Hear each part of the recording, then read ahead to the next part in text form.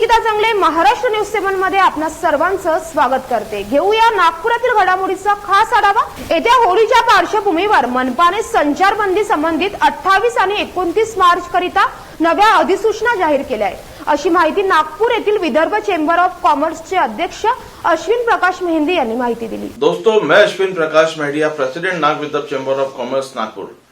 दोस्तों, ये वीडियो मैं 26/3/2021 को बना रहा हूं। अभी मनपा शासन का नागपुर म्युनिसिपल कॉर्पोरेशन का एक ऑर्डर जारी हुआ है। उस संदर्भ में मैं आपको कुछ बताना चाहता हूं। सबसे पहले तो इन्होंने सार्वजनिक ठिकानों पर यानी पब्लिक प्लेस पे 5 से ज्यादा लोगों को जमा होने पर मनाही है। होली और शब बारात ये पब्लिक प्लेस में हम साझा नहीं कर सकते और किसी भी प्रकार का हम जुलूस नहीं निकाल सकते, इस पे सख्त मनाही है। साथ ही साथ 29 मार्च यानी सोमवार, जिस दिन होली है, जिस दिन रंग पंचमी या रंग खेलते हैं हम लोग, उस दिन सभी प्रकार के मार्केट, सभी प्रकार के ऑफिसेस, सभी प्रकार की दुकानें ये सब बंद रहेगी। रेस्टोरेंट वालों को शाम को 7 बजे तक ही उन्होंने परमिशन दिया है, वो भी पार्सल सुविधा के लिए। और दोपहर 1 बजे तक स्टैंड अलोन कैटेगरी की सब्जी, किराना, मांस, मटन, अंडे ये सब दोपहर को 1 बजे तक चालू रहेंगे। अब रहा सवाल है 27 तारीख सैटरडे और 28 तारीख संडे का। तो 27 और 28 यानी सैटरडे और संडे हम हमारी दुकानें 4 बजे तक चालू कर सकते हैं। नियमों के अनुसार हमको चालू करना है। दोस्तों, मैं आपसे फिर से बताना चाहता हूं, मैं मेरे बार वीडियो में ये एक बात का जिक्र करता हूं कि हमें ऐसा कोई काम नहीं करना है जिससे मनपा प्रशासन और पुलिस प्रशासन को हम पे कार्रवाई करने का मौका मिले और किसी भी प्रकार से कोविड का स्प्रेड हो। हम हमारी दुकानों में गवर्नमेंट के दिए गए दिशा निर्देशों का पुरजोर तरीके से पालन करना चाहिए। मुझे आपको बताते हुए ये खुशी भी हो रही है और खेद भी हो रहा है कि कुछ ही एसोसिएशन ने अपने फ्लाइंग स्क्वाड्स बनाए हैं जो कि सक्रियता से काम कर रहे हैं, और अभी भी कुछ एसोसिएशन है जिन्होंने अपने फ्लाइंग स्क्वाड्स नहीं बनाए हैं कि मार्केट में उनके मेंबर्स गवर्नमेंट के दिए गए दिशा निर्देश का पालन कर रहे हैं कि नहीं कर रहे। दोस्तों, हम बार शासन प्रशासन के पास जाकर लॉकडाउन उठाओ, लॉकडाउन खत्म करो बोल नहीं सकते। हम कब बोल सकते हैं? जब हम उनके नियमों का पालन कर रहे हैं। तो कृपा करके आप नियमों का पालन करिए। पुलिस प्रशासन और मनपा प्रशासन हम पे कोई कार्रवाई ना कर सके, हमें इस बात का ध्यान रखना है और नियमों के तहत ही हमें हमारी दुकानें खुली रखना है और होली का त्यौहार बनाना है। आप सबको होली की बहुत बहुत शुभकामनाएं। धन्यवाद। जरीपटका पोलीस स्टेशन अंतर्गत रात्री 1च्या सुमारास किरकोळ वादावरून 3 जणांनी एका युवकाची हत्या करून त्याला विहिरीत फेकून देण्याची घटना उघडकीस आली आहे। मृतक व्यक्तीचे नाव शैलेश बोदले आहे। या घटनेच्या पार्श्वभूमीवर 2 आरोपी पोलिसांच्या ताब्यात आहे, तर एका आरोपीचा शोध पोलीस घेत आहेत। जरीपटका पुलिस स्टेशन के एरिया के 12 खोली श्रावस्ती बुद्ध विहार एरिया में रिपब्लिकन नगर एरिया में रहने वाले एक डिसीज जो है, जिनका नाम शैलेश बादोले है, ये उसी एरिया में रहने वाले उनकी पहचान वाले ही 3 जो आरोपी हैं, जिसमें आशीष बागड़े, मोनू सरदार जी है और गोलू लांडगे करके है। ये तीनों साथ में बैठे थे। इनकी कुछ 2-3 दिन पहले ये जो डिसीज़ है उसका भांजा है जो इस गुने का कंप्लेनेंट है। ये आरोपियों का कहना था कि ये जो डिसीज़ का भांजा है वो एरिया में थोड़े से झगड़े करता है। इस बारे में वो बातचीत करने के लिए डिसीज़ के घर पे गए थे। वो जाने के बाद में उनकी आपस में थोड़ी सी नोकझोंक हो गई और ये तीनों ने मिलके डिसीज़ को वहाँ पे उसके घर के सामने ही गाली गलौज करके उसको मारपीट किया और उसको उनकी एक मोपेड जो स्कूटर थी उस पर ज़बरदस्ती से बिठा के श्रावस्ती बुद्ध विहार के एरिया में लेके गए। वहाँ पर भी जाकर उसको और मारा, और मारने के बाद में ऐसा अभी सामने आया है कि उन्होंने उसको आधमरा करके मार के उसको उस श्रावस्ती बुद्ध विहार के एरिया का जो कुआं है वहाँ डाल दिया। इस तरीके से उसका जो भांजा है उसका मामा घर पे लेट नाइट तक आया नहीं था, इसलिए पुलिस स्टेशन में वो बात बताने के लिए आया। उसके ऊपर से हमारे जो नाइट ऑफिसर API धुमाल थे वो तुरंत उनके साथ में गए और आरोपी के जो नाम बताए थे उनके घर पे जाके देखा तो आरोपी भी नहीं थे। उसकी वजह से उनको थोड़ा डाउट हुआ तो श्रावस्ती बुधवार के एरिया में जो कुआं है उसके आजू बाजू में वो डिसीज को ढूंढ रहे थे। तब उनकी पैर में जो चप्पल थी वो कुएं में दिखाई दी, तो उस संशय की वजह से फिर फायर ब्रिगेड के लोगों को बुलाया। योगेश्वर पोलीस स्टेशन अंतर्गत न्यू नरसाळे या परिसरातील सेक्स रॅकेटवर छापा टाकण्यात आला। शिल्पा व तिची साथीदार कांताबाई या दोन महिला आर्थिक फायद्याकरिता मुलींना पैशाचे आमिष दाखवून देह व्यापार करण्यास प्रवृत्त करायच्या आणि ग्राहकांना जागा उपलब्ध करून देह व्यापार करून घ्यायच्या। या कारवाईत गिट्टी गदार पोलिसांनी या दोन आरोपी महिलेला ताब्यात घेतले आणि एका मुलीची सुटका करण्यात आली। आम्हाला गोपनीय बातमीदाराकडून माहिती मिळाली की न्यू नरसाळा येथे धनश्री 2 प्रज्ञा अपार्टमेंटमध्ये एक शिल्पा मनीष दलाल व कांता सुनील सनोडिया या नावाच्या महिला संगनमताने स्वतःला आर्थिक फायदा व्हावा या उद्देशाने ग्राहकांना पीडित मुली उपलब्ध करून देत होते। या संदर्भातली माहिती मान्य DCP सर यांना देऊन त्यांच्या मार्गदर्शनाखाली घटनास्थळावर रेड कारवाई करून दोन महिला आरोपी यांना ताब्यामध्ये घेतले आणि एका पीडित मुलीची त्यांच्याकडून सुटका करण्यात आली। पुढील कारवाई करून पोलीस स्टेशन हुडकेश्वर ते गुन्हा दाखल जवळपास 1 महिना झाला आहे असं सांगत आहे। नागपूरमध्ये एक धक्कादायक प्रकार उघडकीस आलाय। 22 मार्चला पीडितेच्या भावाने तक्रार दाखल केली आहे की माझी बहीण ट्युशनला जात असताना एका अज्ञात व्यक्तीने तिला धक्का मारला आणि ती जागीच बेशुद्ध झाली। या तक्रारीवरून घटनेचा तपास करीत असताना पोलिसांना आणखी एक धक्कादायक माहिती मिळाली की पीडिता ही उपचार घेत होती आणि या पीडित मुलीचे 9व्या वर्गापासून एका मुलाशी प्रेम संबंध होते आणि त्यात ती गर्भवती होती। या पार्श्वभूमीवर मानकापूर पोलिसांनी 22 वर्षीय आरोपीला अटक केली आहे। दिनांक 22/3/2021 रोजी MLC प्राप्त झाली। त्या MLC वरून तिच्या पीडिताच्या भावाने तक्रार दिली की माझी बहीण ही ट्युशनला जात असताना कोणतरी अज्ञात इस्माने अनोळखी इस्माने नाल्याच्या काठावर सायंकाळी ट्युशनवरून घरी परत जात असताना तिला धक्का मारला आणि ती बेशुद्ध झाली आणि मग जो काही प्रकार घडला त्याच्यावरून आपण 376 JM गुन्हा दाखल केला आणि तपास सुरू असताना तपासामध्ये पीडिता ही उपचार घेत होती आणि उपचारादरम्यान जो तपास झाला आहे त्याच्यामध्ये असं निष्पन्न झालं की मुलीचे 9व्या वर्गापासून एका मुलाशी प्रेमसंबंध होते आणि त्या दरम्यान त्यांचे रिलेशन आले आणि त्याच्यामध्ये ती प्रेग्नेंट झालेली आहे। सध्या आरोपी अटक आहे आणि आरोपी 2 दिवस PCR मध्ये। आरोपीचं नाव आहे कंचन बद्री प्रसाद डेहरिया, वय त्याचं 22 वर्ष, राहणार झेंडा चौक। गुरुवारी तानडेपेठ येथे राहणाऱ्या अशोक काठीवाले नामक व्यक्तीचा ऑरो क्रिटिकल केअर हॉस्पिटलमध्ये कोरोना विषाणूच्या उपचारादरम्यान मृत्यू झाला। उपचारादरम्यान ऑरो क्रिटिकल केअर हॉस्पिटलनी निष्काळजीपणा दाखवल्यामुळे हा मृत्यू झाल्याचा आरोप मृतकाच्या कुटुंबाने केलाय।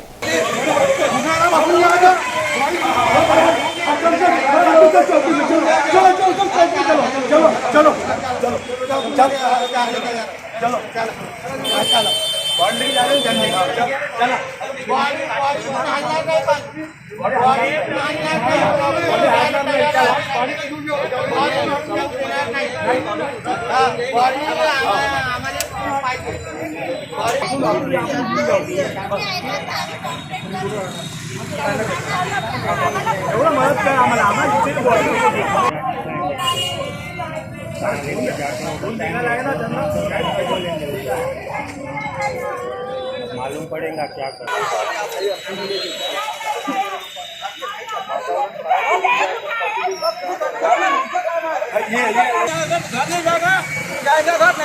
जैसे मैं उनसे पर्सनली मिल के आया, उसके बाद उनका सब फ्री था, मैंने उनसे पर्सनली बात किया, उनसे अच्छे से बात किया, उन्होंने मेरे से बात की अच्छे से।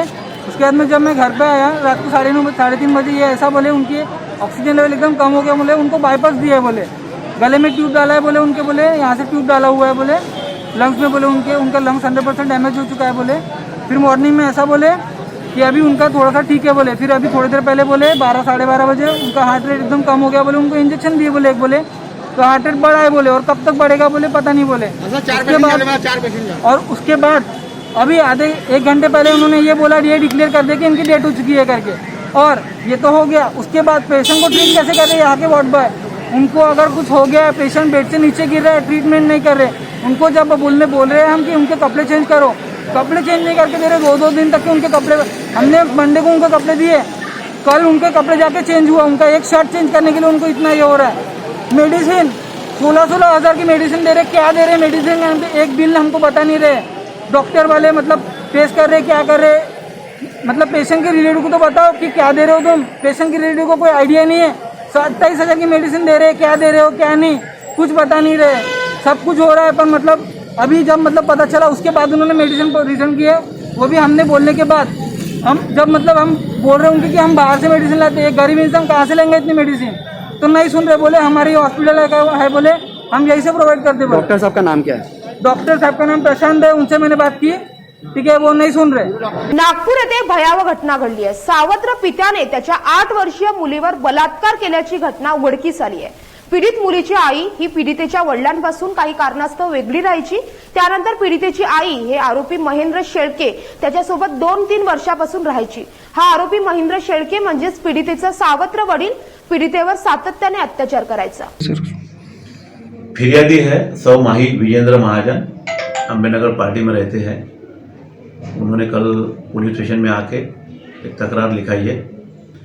उनके रिलेशन में एक लड़की है, 8 साल की पीड़ित महिला है, जिसके पिताजी है राजकुमार वाघ और माँ है स्नेहल वाघ। इनका 2-3 साल से पड़ता नहीं है, तो ये अलग अलग रहते हैं। और पीड़िता की जो माँ है वो आरोपी महेंद्र शेड़के इनके साथ में 2-3 साल से रह रही है। और पीड़िता ये है माँ और उसके जो सौतेला पिता है माँ आरोपी महेंद्र शेड़के इनके साथ में रहती है। पीड़िता लड़की कुछ दिनों पहले फिरियादी के घर में गई थी, तब उसने फिरियादी को बताया था कि जब उसकी माँ बाहर काम पे चली जाती है उस समय इसका जो सावत्र पिता है महेंद्र शेड़के ये उस लड़की के साथ में कुछ गलत हरकतें करता है। वो फिरियादी ने उसे पूछताछ किया और उसके बाद में कल पुलिस में आके हमें इंफॉर्मेशन दिया। इसलिए हमने चाइल्ड वेलफेयर कमेटी का जो स्टाफ है उनको हमने बुलाया, उन्होंने उस लड़की से पूछताछ किया। उसके बाद में हमारे महिला अधिकारी ने फिरियादी की रिपोर्ट ली और उसके मुताबिक हमने 376 भादवी और पोक्सो के अंतर्गत हमने गुना दर्ज किया है। तुरंत ही हमने आरोपी का शोध करके आरोपी को हमने अटक किया है और हमारा अगला इन्वेस्टिगेशन चल रहा है। आरोपी की उम्र 35 साल है और आरोपी ये इंग्लिश सब्जियाँ है उसको लाकर यहाँ नागपुर में बेचता है। नहीं, हमने उन महिला समाज सेविका का हमने टीवी में बाइट भी देखा है और कुछ न्यूज़पेपर में हमने पढ़ा भी है। उन्होंने जो कुछ ऑब्जेक्शन लगाए शायद उनको इस बारे में जानकारी नहीं है। उन्होंने ऐसा कहा है कि एक आरोपी के ऊपर में गुना दर्ज हुआ है, 3 आरोपी घूम रहे हैं, लेकिन उनको पूरी जानकारी नहीं है। तुरंत ही पीड़िता जैसे आई है हमारे पास में, हमने उनकी रिपोर्ट ली है। पूछताछ करके रिपोर्ट लेने के बाद में हमने तुरंत ही गुना दर्ज किया है, जिसमें 4 आरोपी है। चारों आरोपी के खिलाफ गुना दर्ज किया है।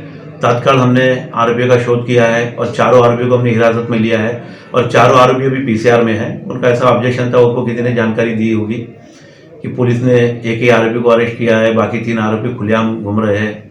ये उन्हें जानकारी नहीं होने की वजह से इन्होंने बेबुनियाद बिना जानकारी के उन्होंने आपको मालूमात दी है, वैसा कुछ नहीं है। तपास पूरी तरीके से चल रहा है। और उन्होंने दूसरी एक ऐसी भी जानकारी दी थी कि लड़की के मेडिकल को लेके हमने लड़की को उसी समय में पीड़िता को जिस समय गुना दर्ज हुआ था तुरंत गुना दर्ज होने के बाद में हमने उसे स्टाफ के साथ में मेडिकल रिपोर्ट के लिए भेजा था, मेडिकल चेकअप के लिए।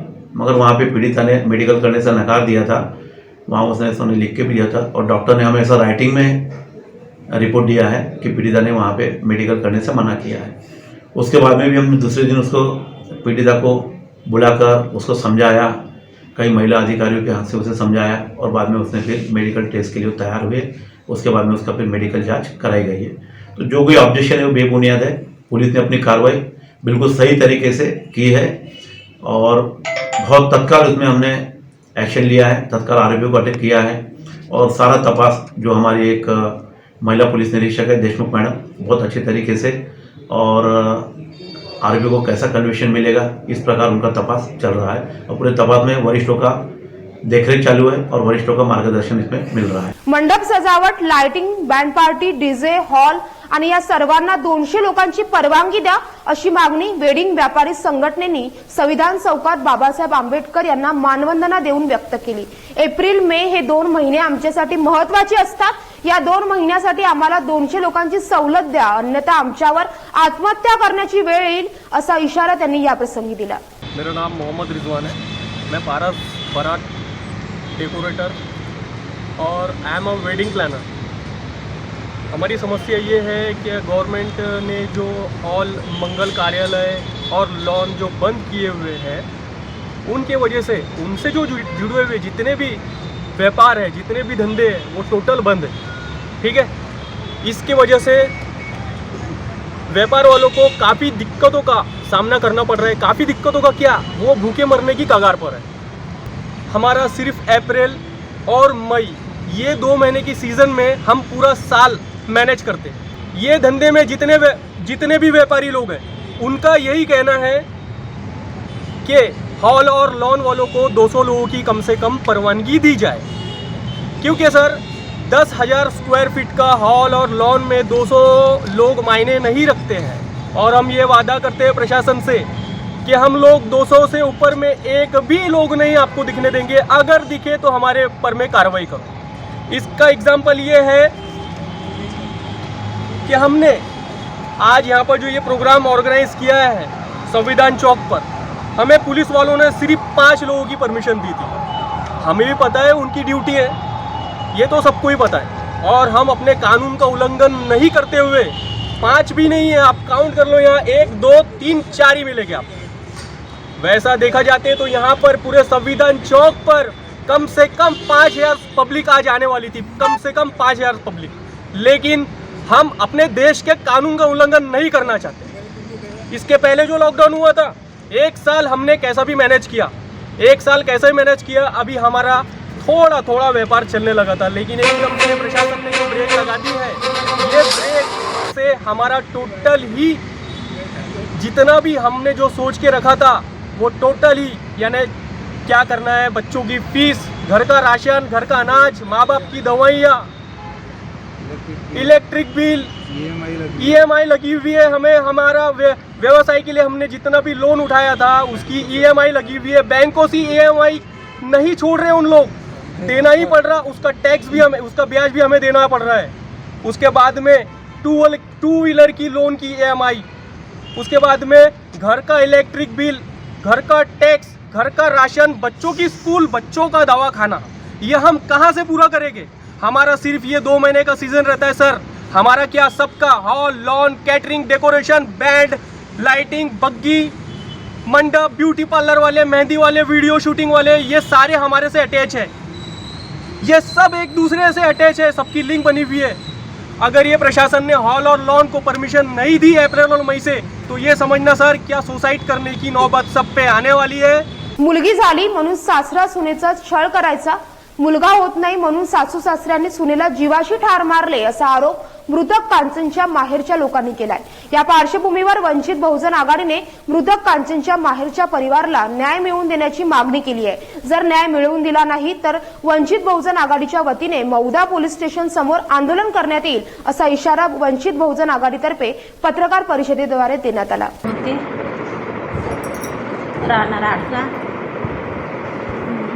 लग्न झालं तेव्हापासून माझ्या मुलीला ते सासऱ्याचे खूपच त्रास होता आणि खरा तोच आहे का तिथं त्या घरामध्ये पहिली मुलगी झाली तर तो मनाचा का मुलगा नाही हो तिला, तर छेड करायचा तिच्यावाला, तिच्यासोबत सासू सासरे ननद याची ते पण खूप म्हणजे हे करायचं तिच्यासंग भांडण, सासरा छेड करायचा तिच्यावाला। दुसरी मुलगी झाली तरी पण ते तसंच करायचं, मुलगाच पाहिजे म्हणे, म्हणे मुलगा हे काही होऊ शकत नाही म्हणे, इथे काही मुलगा हे वंशाचा दिवा काही देऊ शकत नाही म्हणे, तिच्यासमोर छेडखानी करायची, तिने त्रास द्यायचा। किती वर्षापासून हे प्रकरण चालू आहे? 2-3 वर्षापासून आहे। तर एकदा मग तिचे वडील मेल्याच्या नंतर मग ते एकदा गेले होते इकडलं आम्ही, तर मग ते तिथं सांगितलं का आम्हाला, तुम्हाला पहिलेच सांगितलं का आम्ही गरीब परिस्थितीतून आहे, तर आम्ही काही देऊ शकत नाही, तुम्हाला पहिलेच सांगितलं होतं। तर आमची मागणी आहे अशी का त्यांना ते 2-3 आहे तिथे त्यांना अटक करा. ते खरोखरच गुन्हेगार आहेत. कांचन अभय यसकर ही मुलगी मोदा तालुक्यामध्ये कुंभापूर या गावाला राहत होती. तिचे सासू सासरे आणि नवरा तिला मुलगा होत नाही या कारणावरून तिचा छळ करायचे. तिला पहिली मुलगी झाली तेव्हापासून तिचा छळ करणं सुरू केलं होतं आणि म्हणून दुसरी मुलगी झाली तेव्हा त्यांच्या तळपायच्या वाळू सरकून गेली. तेव्हा त्यांनी सांगितलं की बा आम्हाला मुलगाच पाहिजे, तू मुलगा दिला नाही म्हणून तिला माहेरून पैसे मागून आण, या मुलीचे लग्न आम्ही आमच्या पैशानं करणार नाही, तुझ्यात मायबाच्या पैशाने आम्ही लग्न करू, कारण तू आम्हाला मुलगा दिला नाही असं तिने कारण करून तिला नेहमी त्रास देत होते. नेहमी तिचा शारीरिक मानसिक छळ करत होते. आणि एक दिवस त्यांनी दिनांक 4 तारखेला शेतामध्ये नेऊन सर्व परिवारांनी तिला लाठीकाठीने, तिच्या सासऱ्याने लाठीकाठीने मारले आणि तिच्या नवऱ्याने तिच्यावरती कुऱ्हाडीचे घाव घालून तिला त्या ठिकाणी मारून टाकण्यात आलेले आहे. आणि त्या ठिकाणी त्या आरोपीने, तिच्या नवऱ्याने हे संपूर्ण गुन्हे स्वतःवर घेतले. त्यांना आपल्या आईवडिलांना येऊ दिले नाही, स्वतः पोलिसांना जाऊन जमा झाला. आणि आता त्या ठिकाणी तिच्या आईला जेव्हा माहीत होतं का बा तिची नेहमी ती सांगायची आईला की आई मला हे सर्व त्रास देतात आणि हा माझा सासरा अतिशय त्रास देतो, कारण हा माझ्याकडे वाईट नजरेने पाहतो. मी जेव्हा आंघोळीला जातो तर मला तो पाहत राहतो, मी कपडे बदलवतो तर मला पाहत राहतो. आणि एकदा तर त्याने चक्क तिच्याकडे शारीरिक सुखाची मागणी केली का. आणि ती ज्यावेळेस तिचा मर्डर झाला तेव्हा ती 4 महिन्याची गर्भवती असे आम्हाला माहिती मिळालेली आहे. तिच्या पोटामध्ये त्यावेळेस मुलगा आहे अशा प्रकारचं कोणीतरी डॉक्टरांनी सांगितलेलं आहे. म्हणून त्याच्यावरती 302चा कुला म्हणजे एकटीचाच मर्डर करण्याचा गुन्हा दाखल करण्यापेक्षा आमची मागणी आहे की त्याच्यावरती डबल गुन्हा दाखल करावा. 302चा गुन्हा हा त्याचा डबल मर्डरची केसेस त्याच्यावर दाखल करण्यात यावी अशी आमची मागणी आहे. आम्ही पोलीस स्टेशनला भेट दिलेली आहे. मौदा पोलीस स्टेशनला भेटलो. मौदा पोलीसवाल्यांनी सांगितलं आमचा तपास सुरू आहे, आम्ही आमच्या पद्धतीनं तपास करत आहोत, त्याच्यानंतर आम्ही कारवाई करू. 12 तारखेपासून निवेदन दिलं आम्ही. आज 26 तारीख आहे. 12-13 दिवस होऊन गेले पण पोलिसांनी कुठली कारवाई त्यांच्यावरती केलेली नाही. म्हणून आज आम्ही ग्रामीण पोलीस अधीक्षक साहेबांना, राकेशजी ओला यांना आज आम्ही भेटून या प्रकारचं निवेदन दिलेलं आहे. त्यांनीही तेच सांगितलं की आम्ही सर्व तपास करू, त्याच्यानंतरच आम्ही कुठली तरी कारवाई करू, तोपर्यंत आम्ही काही करू शकत नाही अशा प्रकारचं अधीक्षक ओला साहेबांनी सुद्धा त्याच प्रकारचं बयान दिलेलं आहे. आम्हाला असं वाटते की जर समजा आम्ही पोलीस प्रशासन जर समजा आम्हाला जर न्याय देत नसेल किंवा पोलीस प्रशासन जर समजा त्यांना जर अटक करत नसेल तर मग आम्ही कुणाकडे जायचं. म्हणून आज आम्ही त्यांच्याशी भेट घेतलेली आहे.